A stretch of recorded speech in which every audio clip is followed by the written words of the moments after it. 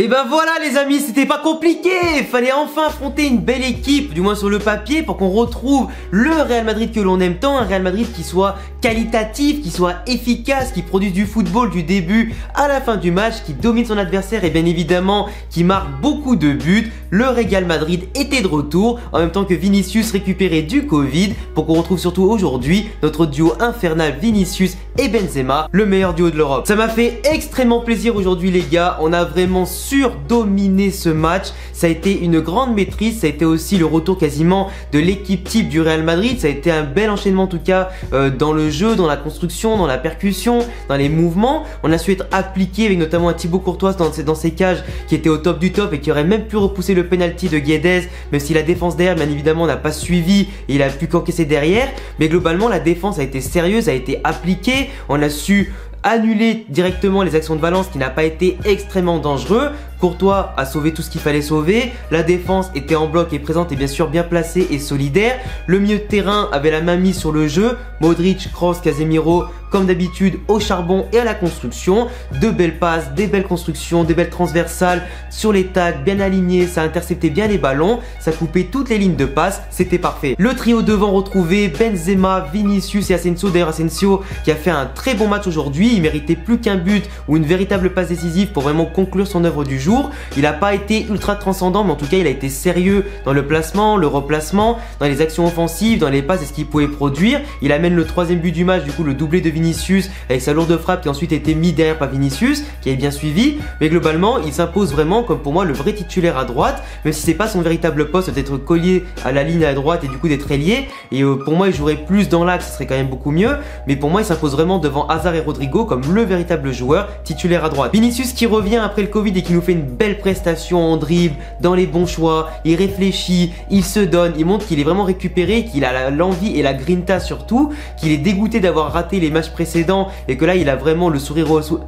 et vraiment un Vinicius que quand il joue comme ça, qu'il a le sourire jusqu'aux oreilles, tu sais très bien que ça va être bon signe parce qu'il va être en jambes, il va tenter des choses et surtout il va prendre du plaisir sur le terrain et en amener aussi autant à lui-même qu'à ses coéquipiers, comme il a pu régaler Benzema et les autres sur le terrain. Benzema qui a eu beaucoup de mal à rentrer dans son match aujourd'hui, il était un petit peu à l'image du match contre Retafe où il semblait un peu perdu, il semblait un petit peu gêné, comme s'il avait une douleur physique. En tout cas il bouge pas forcément comme d'habitude, mais au moment donné où Casemiro a obtenu le penalty et qu'il a pu marquer une magnifique lucarne un petit peu en termes de rédemption, tu vois, pour ouvrir le compteur de son année 2022, à partir de là il a été plus libéré dans les mouvements, plus actif à la construction du ballon et surtout à la construction du jeu. Il a aussi été beaucoup plus trouvé, beaucoup plus enthousiaste derrière, où il a notamment marqué un magnifique doublé avec plein de vis dans le mouvement, dans la, j'allais dire aussi dans la vision du jeu pour bien se positionner, bien protéger son ballon, bien se retourner et trouver un petit angle cette fois-ci, non pas en lucarne mais à ras de terre, au ras du poteau. C'était magnifique. Et Benzema aujourd'hui, comme d'habitude, qu'il soit bon ou pas bon sur l'ensemble du match ou même du coup au début,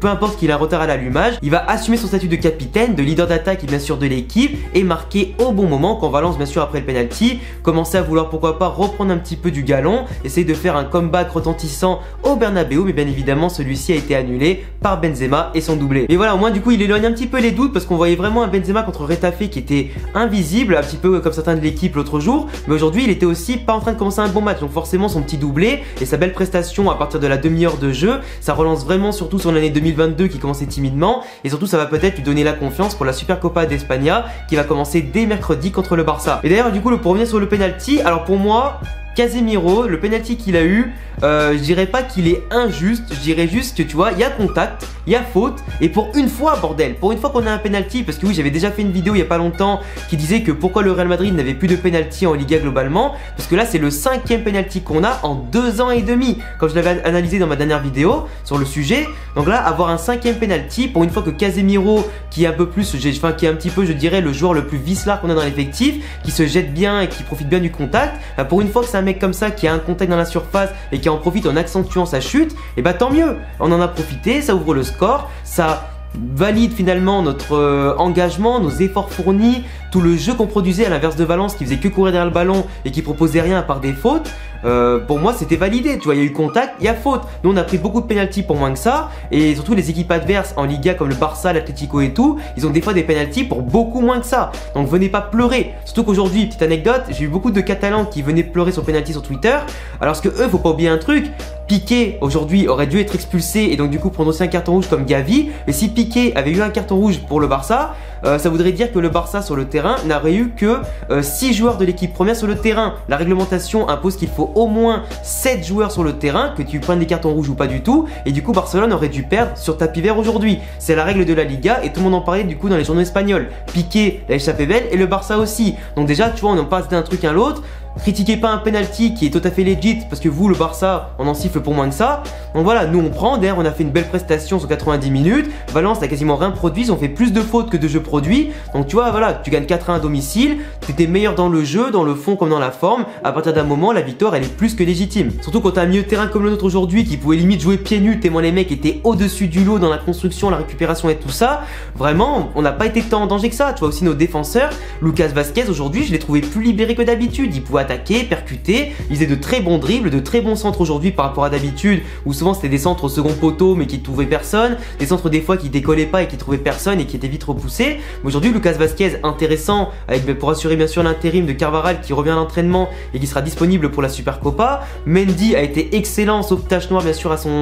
son bilan, c'est le penalty qu'il a provoqué un petit peu de manière débile, il aurait pu largement éviter ça, mais sinon bon. Malgré tout, Mendy, très bon match aujourd'hui. Alaba, Militao, comme d'habitude, ils étaient présents. Je suis aussi très content, je pense que vous aussi dans les commentaires, vous êtes sûrement très contents, de Ceballos qui est rentré après beaucoup de mois de blessures, de tension pour lui. Même s'il a eu du coup 5 minutes contre Alcoyano qui a entraîné une petite brouille avec notamment Ancelotti qui a justifié ça aussi à la fin du match comme étant légitime parce que le pauvre attend depuis des mois de pouvoir revenir après sa blessure. On lui file que 5 minutes contre Alcoyano. Forcément c'est dommage parce que le joueur est très talentueux, il a le niveau pour jouer au Real Madrid. En tout cas, il mérite d'être là. Ancelotti lui fait confiance, il l'a fait rentrer aujourd'hui pour 20-25 minutes et franchement, il a été bon. Il a proposé, il a touché beaucoup de ballons, il a donné des bons ballons aussi. Il n'a pas eu peur, il n'a pas eu aussi un manque de rythme criant. Pour moi,